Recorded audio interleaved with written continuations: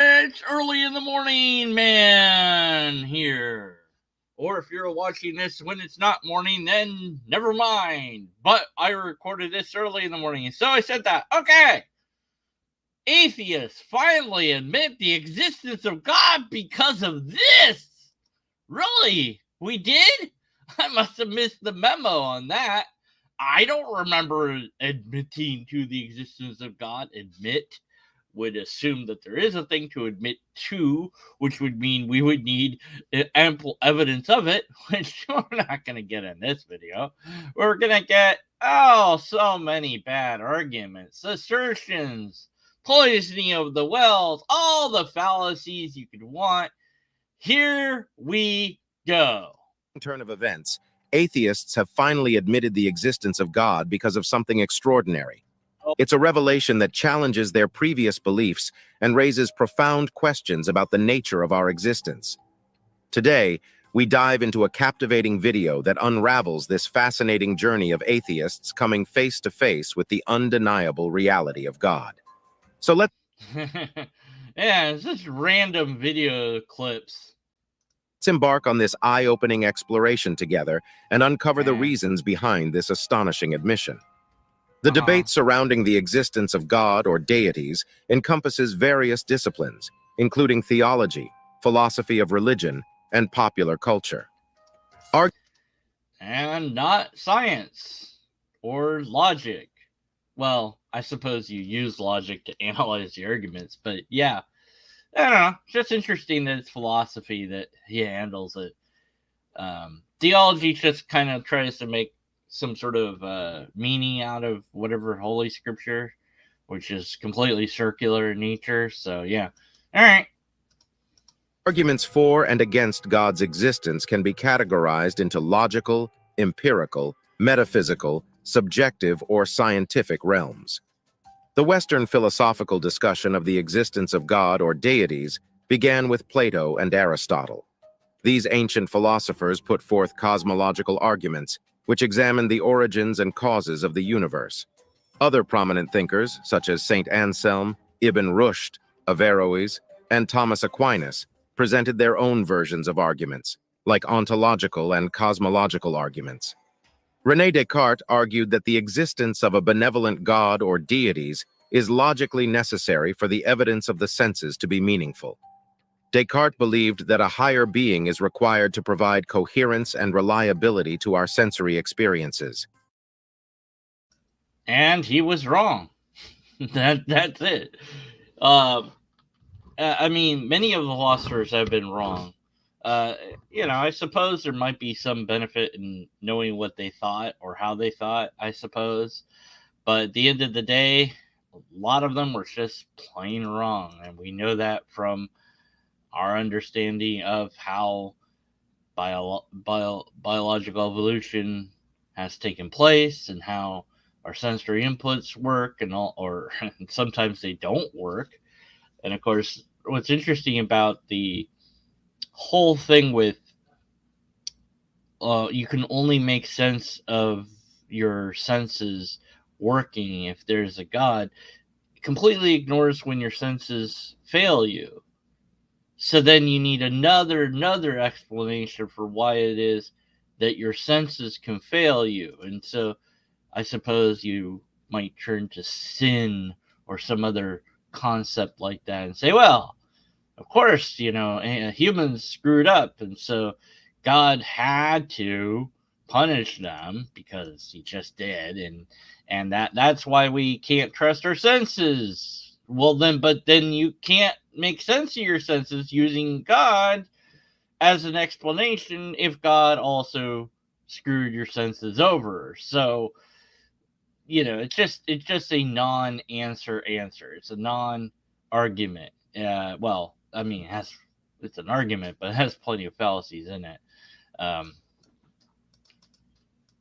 Similarly, John Calvin proposed the idea of a sensus divinitatis, an inherent human knowledge of God's existence. Critiques and atheistic perspectives. Atheists view arguments for the existence of God or deities as insufficient, mistaken, or outweighed by arguments against it.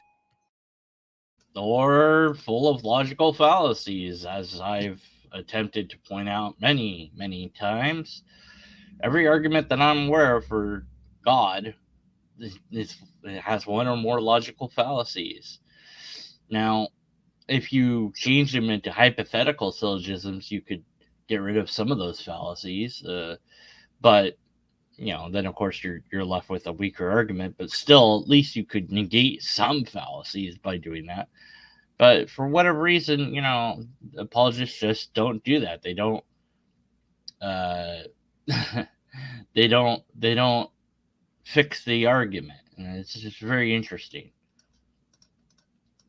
Atheistic viewpoints question the validity of arguments put forth in support of God's existence. Philosophers like Friedrich Nietzsche and Bertrand Russell have presented arguments against the existence of God. All right, so clearly you didn't understand what Nietzsche actually was writing about.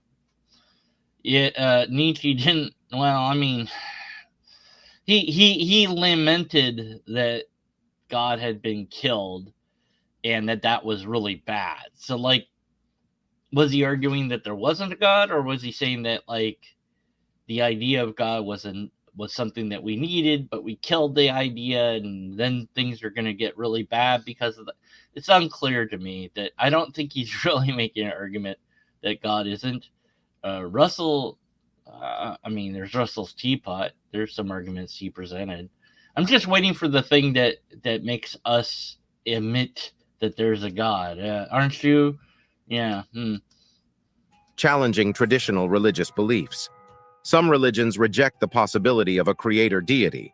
While many religions acknowledge the existence of a creator deity, others have distinct interpretations and reject the notion altogether.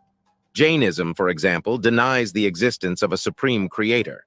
Positions of the existence of deities. Beliefs regarding the existence of deities can be categorized along various axes, leading to different classifications. Theism and atheism represent positions of belief or lack thereof, while Gnosticism and agnosticism pertain to knowledge or the lack of it. Other perspectives, such as agnosticism and apatheism, focus on conceptual coherence and the practical importance of God's existence. Richard Dawkins's spectrum of theistic probability. Richard Dawkins outlined 7 milestones on his spectrum of theistic probability. The strong theist firmly believes in God's existence, while the de facto theist has high probability but some uncertainty. The completely impartial stance holds a 50% probability for both God's existence and non-existence. Also, leaning towards theism inclines towards belief with some uncertainty. Leaning towards atheism shows a tendency towards skepticism, while de facto atheism finds God highly improbable. Finally, the strong atheist firmly believes in the non-existence of God. So how do atheists show they believe in God?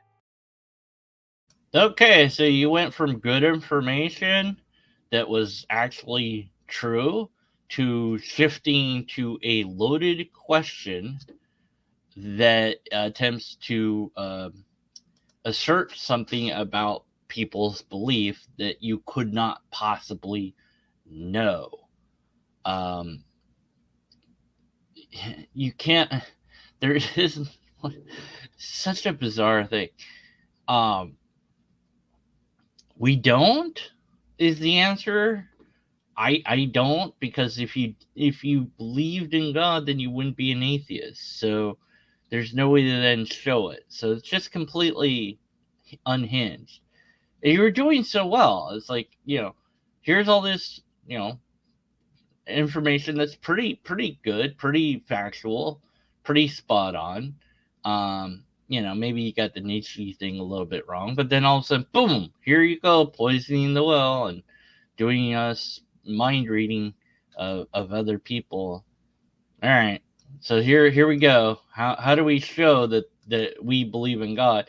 Which is, by the way, different than admitting that there is a God, isn't it? Like, I'm showing supposedly that I believe in God, but I'm not saying it with my mouth. So that's kind of different.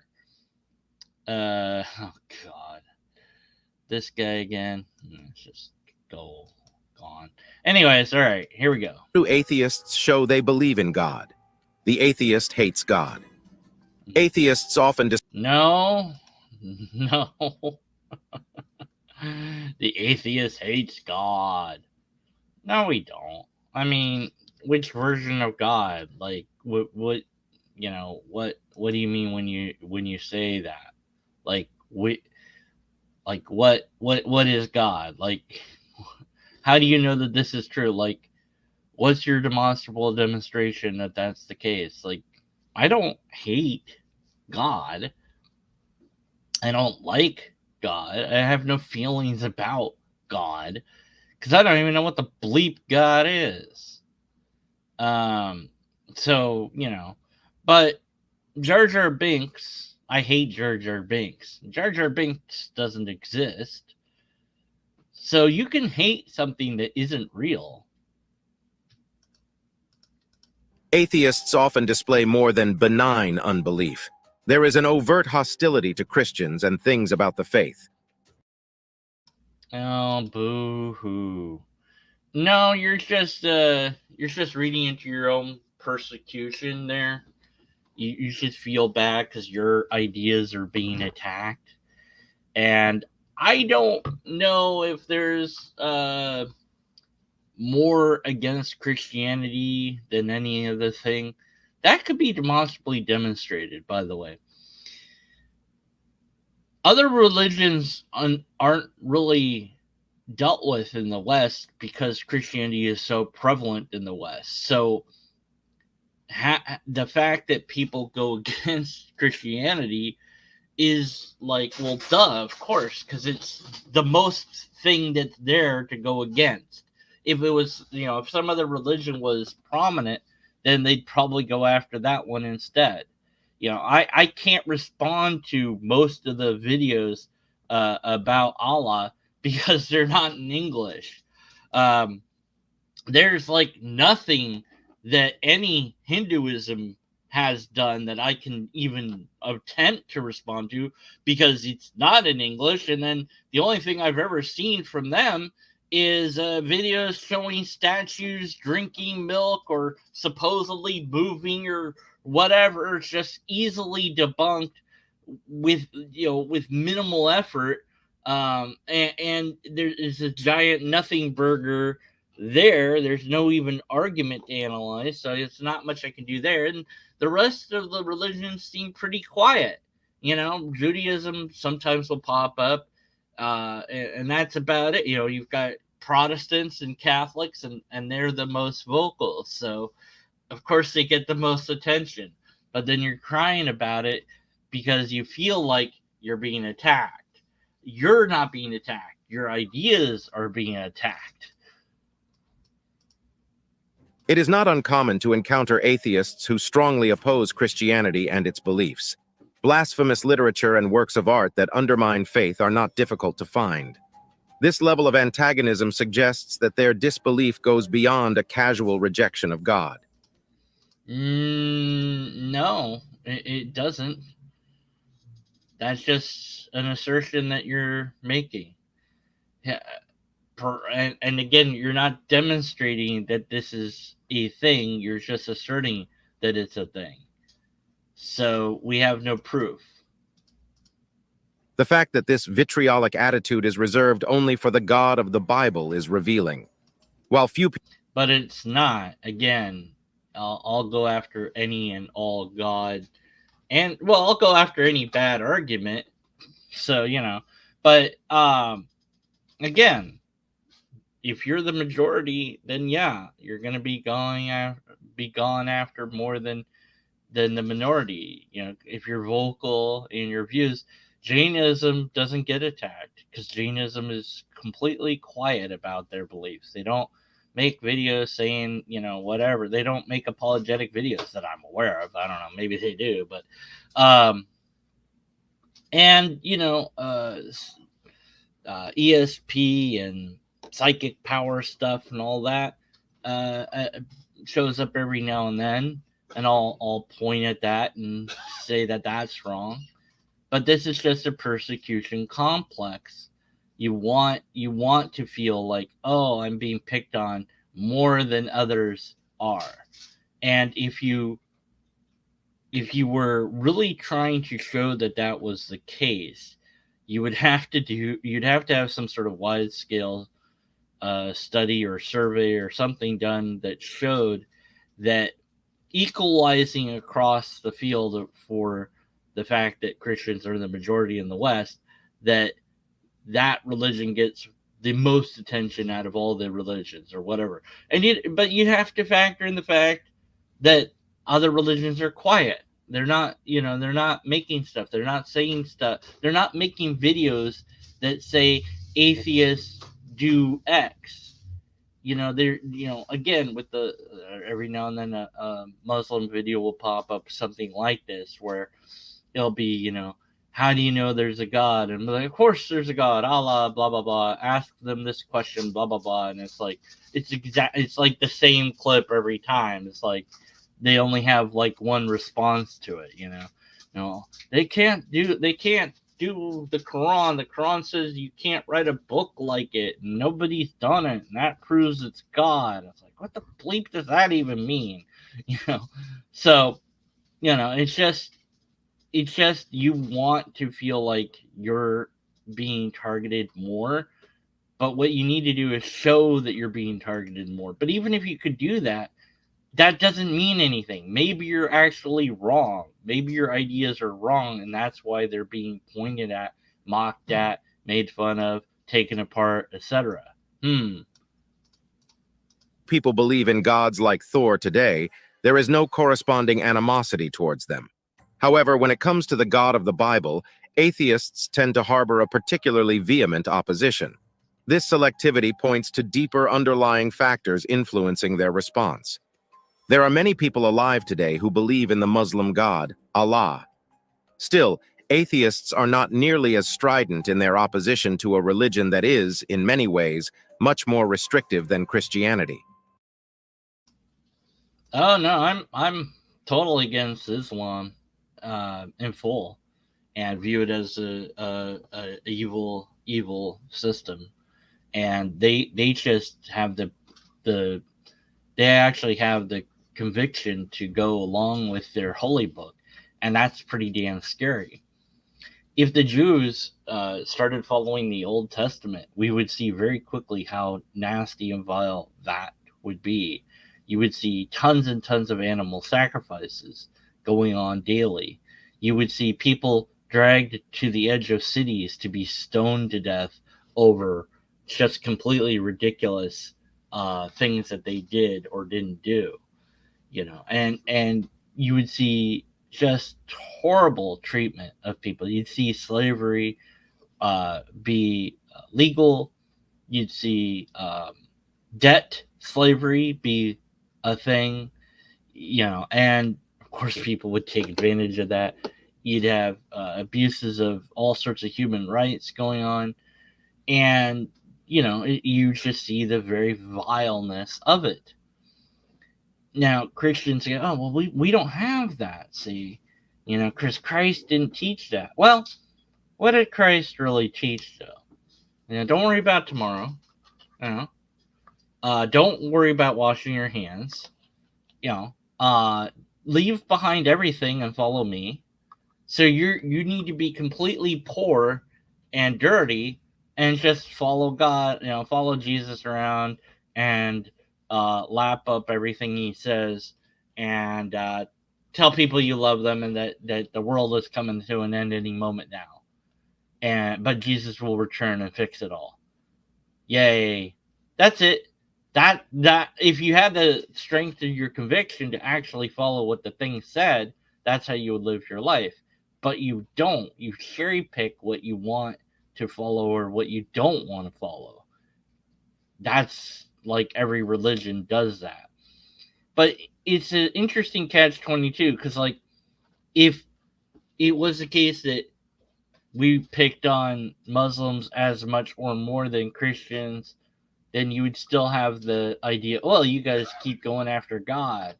But would it make Allah the real God if we picked on Allah all the time? No. So that's not an argument. Despite the significant differences between Islam and Christianity, Atheists do not display the same hostility towards the former as they do towards the latter. This inconsistency raises questions about the true motives behind their opposition. When an atheist starts... Ah, yes. Poison that well.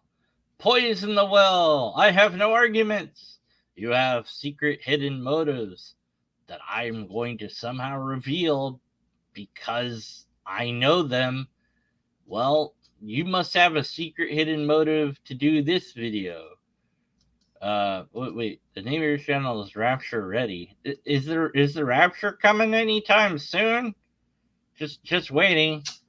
Been waiting for that for a while. No, I mean, how are you ready for the Rapture? Like, what do you got to do to be ready? Oh, wait, what's this guy? Hey. Railing against how he perceives God as unfair or wrong from his point of view, Yeah. that is as ridiculous as being disappointed that the tooth fairy didn't give him enough money under his pillow. Wait, what? Wait. Say it again. How he perceives God as unfair or wrong from his point of view, that is as ridiculous as being disappointed that the tooth fairy didn't give him enough money under his pillow. Okay, so saying that God is wrong or unfair is equal to being disappointed that the tooth fairy didn't give you enough money under your pillow. So God is as real as the tooth fairy? Is that what you're saying? Or what the bleep is your broken analogy supposed to be doing? Like, this doesn't make sense to you. That somebody could be upset at something that's not a thing. But maybe you're looking at it completely ass backwards. It's, if God is this way, then God is then God is an unfair creature. It treats humans in an unfair way. If God is this way, then it would be a fair creature. So if the tooth fairy is benevolent, it will give me a good significant amount of money for my tooth. If the tooth fairy is indifferent, then it won't give me a significant amount of money for my tooth. It might care a little bit, but it doesn't care as much as it could care. Perhaps the tooth fairy had always seemed to deliver $5, but then one time it was only $2. So the tooth fairy was financially hard up that time, or the tooth fairy stopped caring in that, or cared a little bit less that time. So you could construct all sorts of reasons why the tooth fairy only left you $2 that time. And you could draw all sorts of conclusions about it. And I'm analyzing this broken analogy way too much.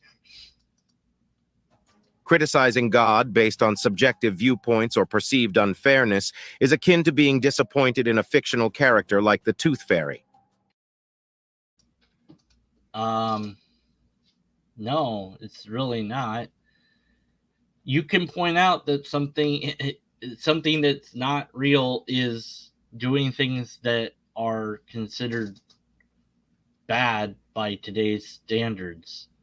Like that, people do it all the time. Like we do that. Like what is it? Just go to Star Wars again. Anakin goes and kills all the kids. Well, that's bad. That's pretty darn bad.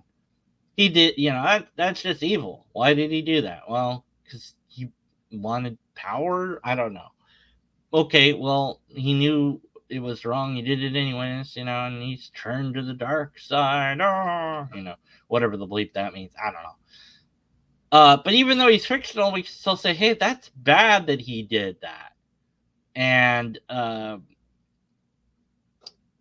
it doesn't.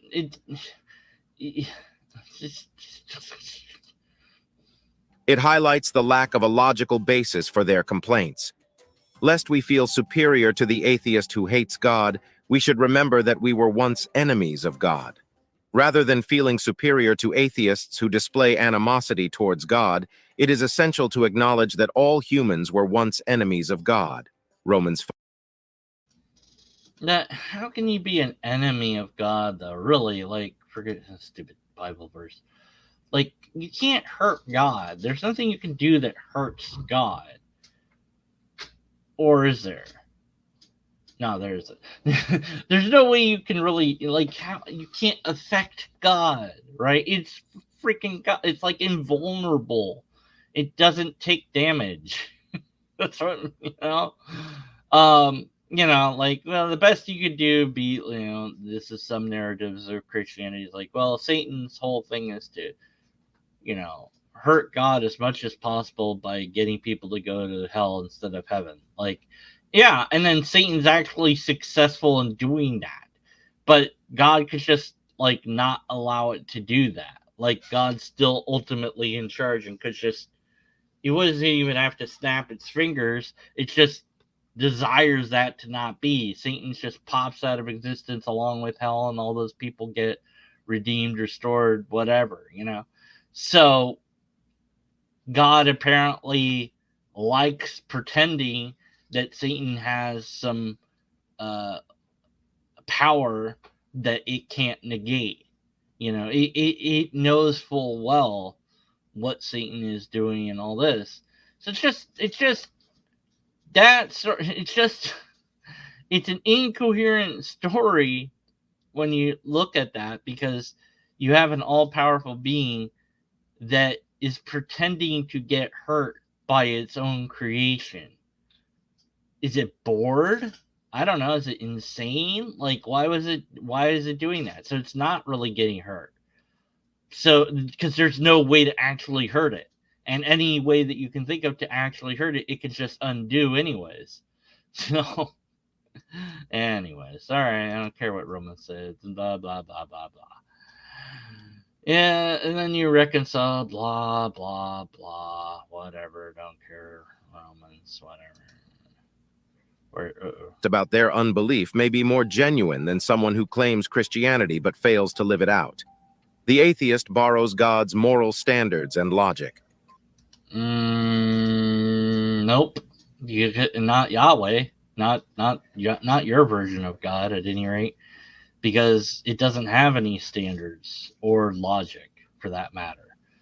Yahweh's standards are do what I tell you to do. That's it. DCT. DCT. Let's see my video called DCT, Divine Command Theory.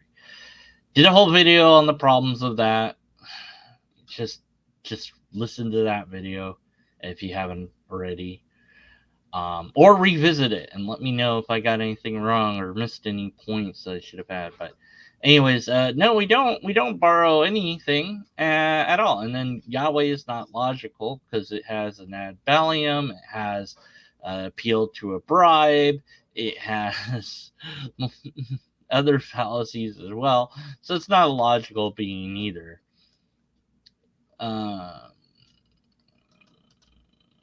For Christians, the image of God gives every human being intrinsic value, but atheists have nothing that gives humans inherent value. Well, wait a minute, that's not true, because Christianity says you're born a sinner. So you don't have value, you have intrinsic brokenness. And the only way to get your value is to sacrifice your own brain by believing in Jesus' death and resurrection. And only by doing that can you become somewhat repaired. But you're still a sinner, but now you're saved. Like, you're still a sinner, still have to ask for forgiveness every 5 seconds. But, well, maybe you don't, but maybe you do. But you're still, you're broken, but you're healed, but you're still broken. Yeah. Anyway, so yeah, there's nothing there. Okay. According to Christian belief, the concept of being created in the image of God bestows upon individuals a profound sense of worth. Oh yeah, right. The atheist doesn't have anything to offer. Yeah, that I'll say is kind of true, because atheism is not a worldview. So, it doesn't offer that sort of thing.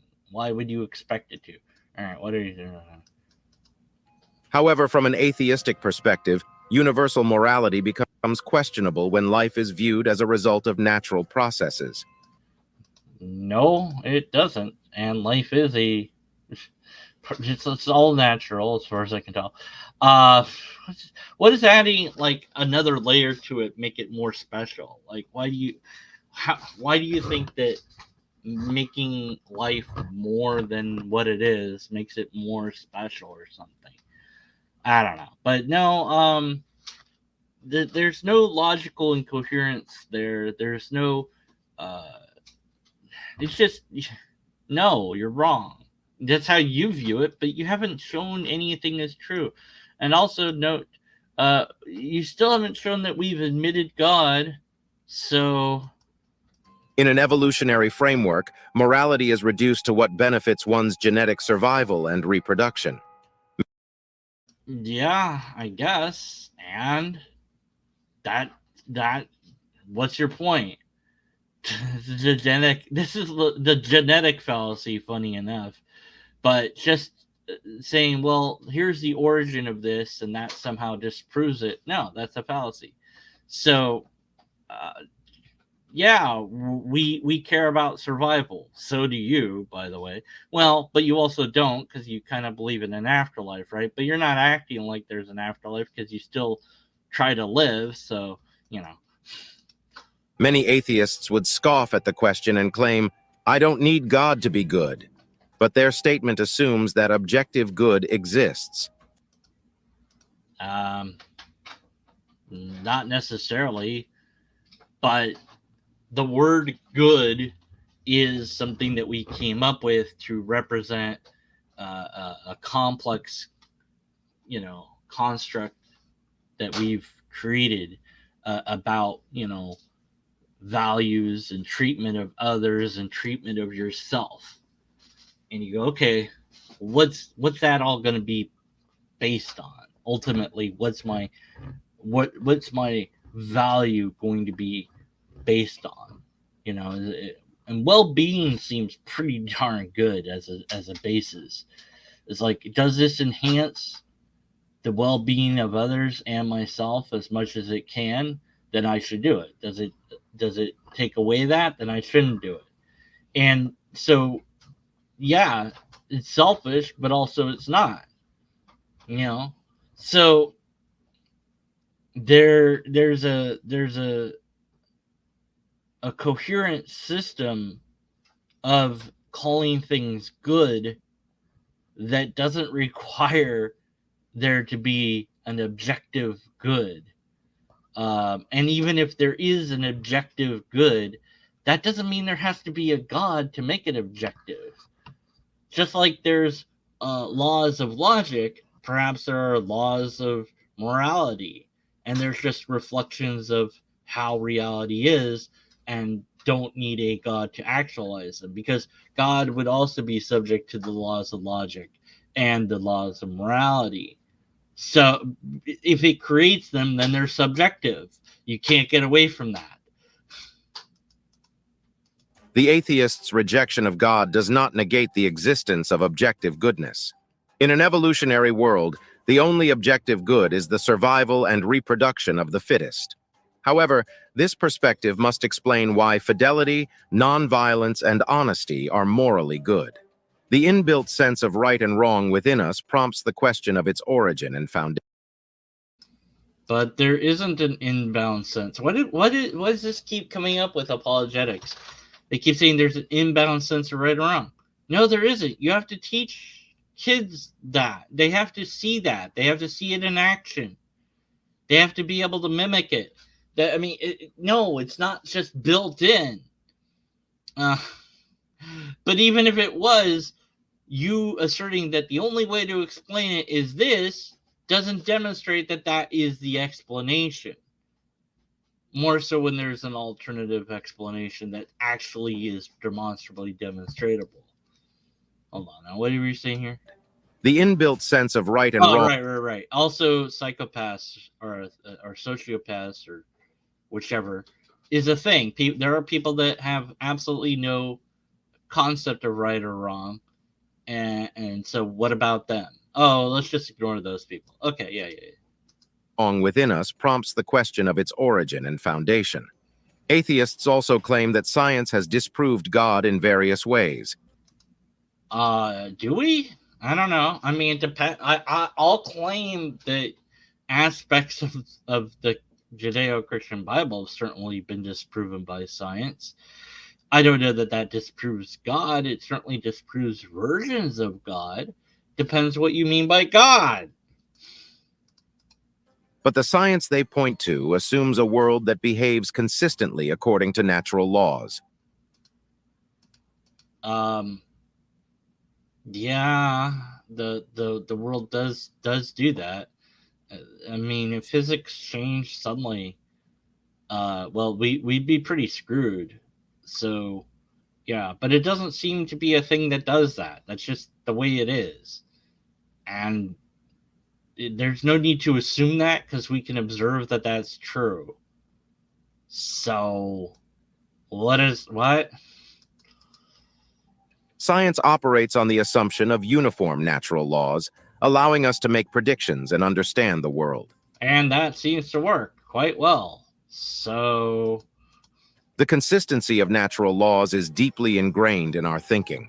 This consistency is a key reason why the scientific method emerged in Europe, where a belief in an orderly universe aligned with the Christian worldview.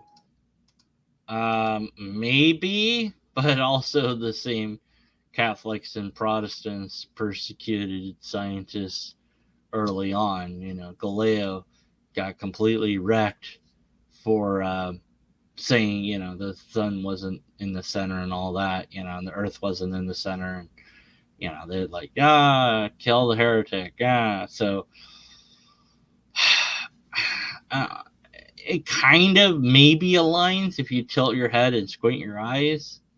But if you don't do that and you're actually objective about it, then it doesn't really align. Yeah, whatever. Uniquely, Christians believe in a God of order. The Christian faith embraces the belief in an unchanging God, yesterday, today, and forever. But you don't. Not really.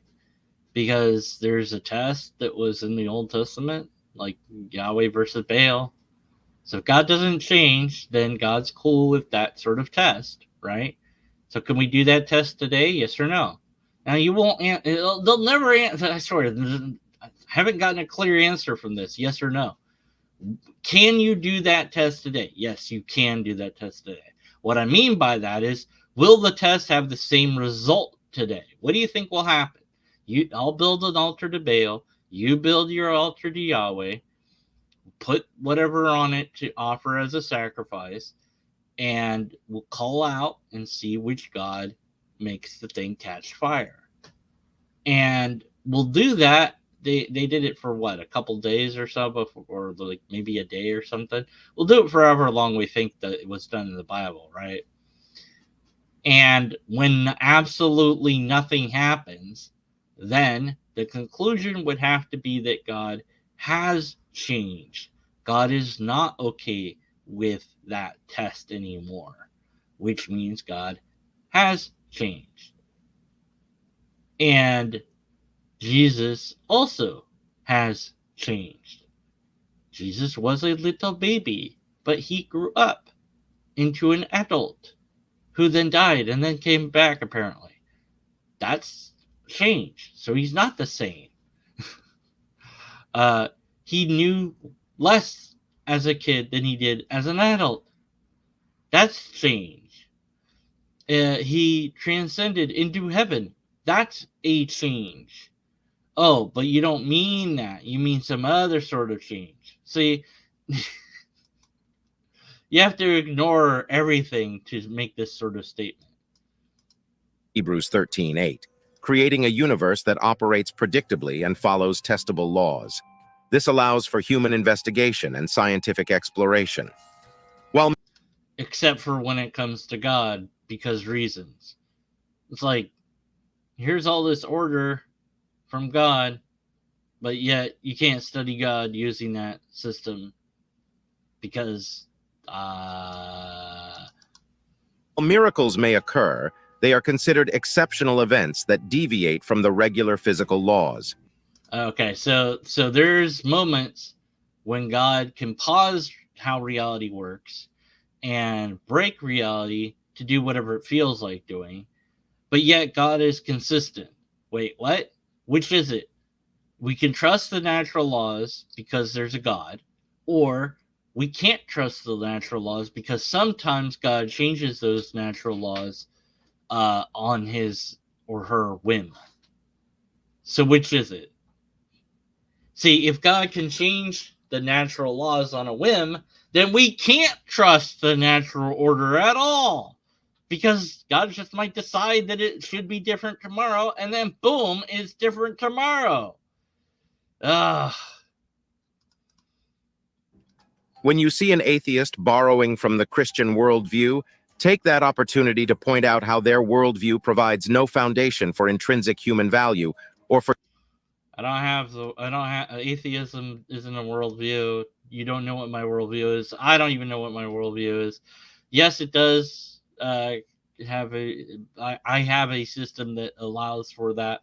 But I love how this is. Take that moment to tell them how wrong and evil they are. Yeah, just do that. That will win them over. And when was the last time you were called an asshole and that made you change your mind? You know, like really, like that. Think about it. Like, has there ever been a time in your entire life where someone's like, "Screw you, asshole," and you're like, "Well, damn, I must be wrong." Like maybe, like maybe it happens, but I mean, just I can't. Just like instead of insulting them, how about providing empirical evidence, or repeatable test, or a valid and sound argument? No, no, no. Tell them they don't have a foundation for their morals. That will work. uniform natural laws. When atheists adopt aspects of the Christian worldview, such as moral values or the assumption of consistent natural laws, it Those things existed before Christianity. You're borrowing them from Zoroastrianism. Does that make it true? By the way, if it is the case that you're borrowing X from Y, does that make Y true? No, it doesn't. it opens up an opportunity to highlight the inconsistencies within their worldview. Don't have a worldview, blah blah blah, or at least there's not. Atheism's not a worldview. Nah. Without a foundation rooted in God, atheism lacks a basis for inherent human value, and the Um, Atheism isn't a worldview, so it doesn't do any of the things that you were wanting it to do. But I certainly have a basis for things, blah blah. You just don't like them, I guess. I don't know. consistent behavior of natural laws. The atheist bears the image of God. What? What does that mean? Like every other human being, the atheist is created in God's image. Prove it. This fundamental belief recognizes that every person, regardless of their beliefs, is uniquely designed for a relationship with their Creator. How does that work? Like what part of my body do I need to worship the Creator? So, like, there's people born with just a brain stem, unable to process the real world at all, and their survivability is pretty much null and void. Like the only thing they can do is eat and defecate and breathe, and then that's it. And so that person can't worship God. And there's people born with all sorts of other brain defects that might prevent them from worshiping God or even understanding God. And why people? Why not other animals as well? Why is it limited to the human animal? Why can't other animals do this? Why are we? How do we know it's not actually the lobster that's the special animal? I mean, after all, the lobster says that the lobster is the special animal, and the rest of the world is just there. Coincidentally, it just doesn't. It's like whatever. It's there. It doesn't really. It's all there for the lobster. You haven't read the Lobster, so you don't understand it. Anyways, what was I saying? Right. How is it? What part of us is designed to worship exactly? because some people can't talk, some people can't see or hear. So what part of you do you really need to worship God? So if it's just your brain, then why aren't you just a brain grown out of the ground, a brain plant? If that's all you need to worship God.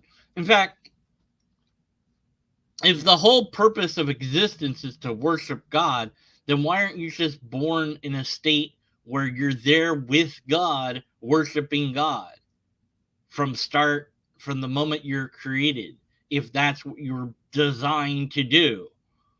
So it seems like you're not designed to do any of the things that you're asserting that.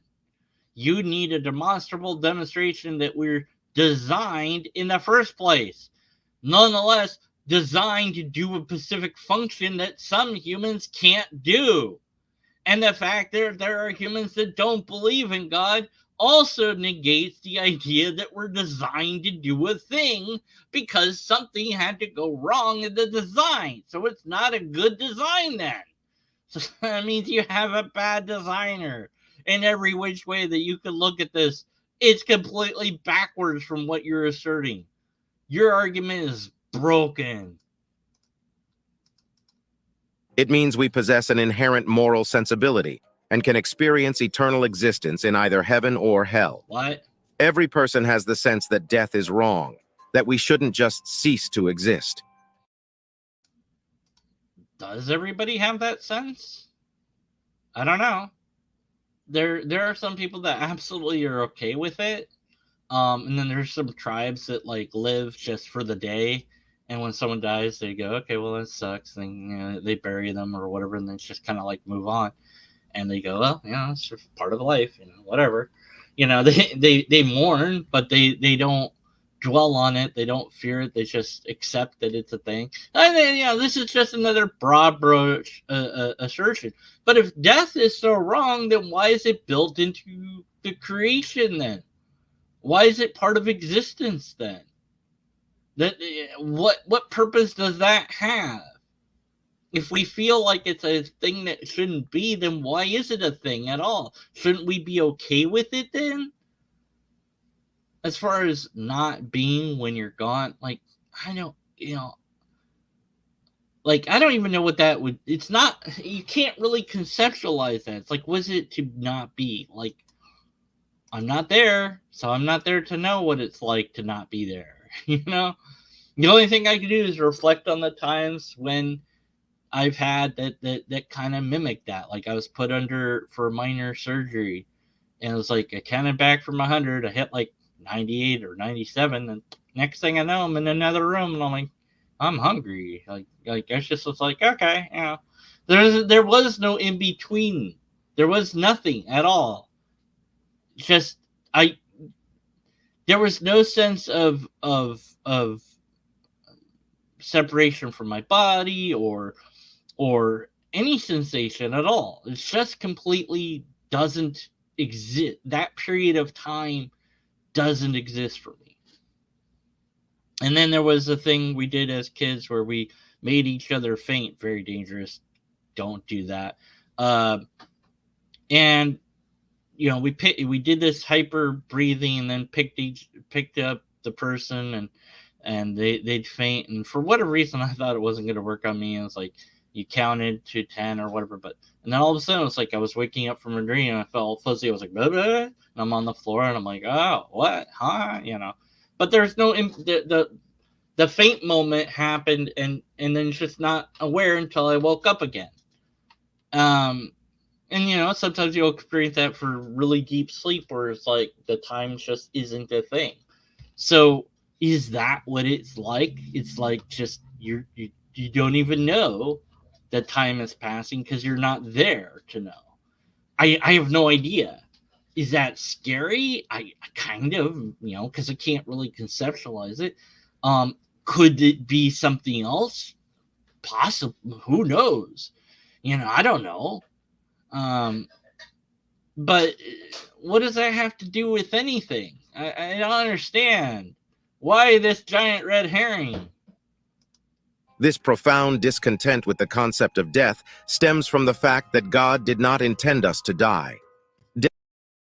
Then why, if God didn't intend for it to happen, then how could it ever happen? So God doesn't have a plan. Death entered the world as a consequence of sin. It is So God didn't want sin. So then why did God allow sin? inherent in our nature to long for eternity, and this longing cannot be explained by evolutionary processes that rely on death and suffering. Uh, yes, it can. Also, evolution doesn't rely on death and suffering. That's just a lie. Uh, yeah, our desire to continue to exist is because we like surviving. We like existing, broadly speaking. So that's it's just you're just lying, man. You're just lying about everything at this point. Elevators. What? What about elevators? Huh? What? Elevators? What kind of comment is elevators? Elevators. Okay. Atheists hold a variety of odd ideas that they think might enable humans to beat mortality. In their search for a solution to mortality, some atheists explore concepts like uploading their consciousness to the cloud. What? What atheist is that? Well, there is CRISPR technology. I think that will be the solution. Like they're gonna like make DNA that it can copy itself perfectly, and I don't know. That will fix a lot of problems, and it will make it so you don't age or whatever. Like I don't understand it fully. And there's other things that they're gonna tinker with that can do that too. You'll still be mortal though. You know, something can, if something hits you, you know, whacks you, whatever, something happens and damages you enough, you know, you're screwed. There's no there's no the consciousness is tied to your brain.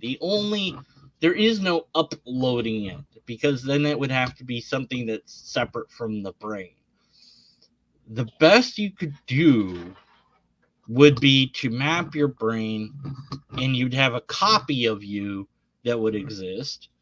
Um, you could put, you know, if you could figure out how to preserve the brain indefinitely and put it in a jar with fluid in it and plug that into the computer that simulates all your senses. Yeah, you know, there you go. You know, your brain in a jar. That would do it. If you could preserve the brain somehow without a body, if you could give the brain all the nutrients it needs to survive, and you change and alter the DNA and the copying of the so that it doesn't deteriorate, um, and you give it something to do so that it doesn't get bored, and you let it rest and whatever, and you take care of whatever issues might come up, um, then yeah, that sort of thing would be the closest that you could come to immortality.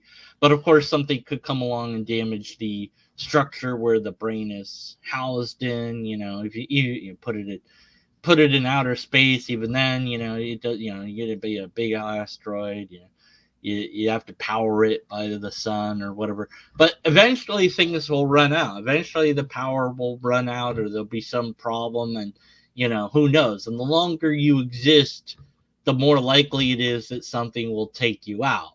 So you know, and eventually the universe will just run down unless we figure out how to fix that.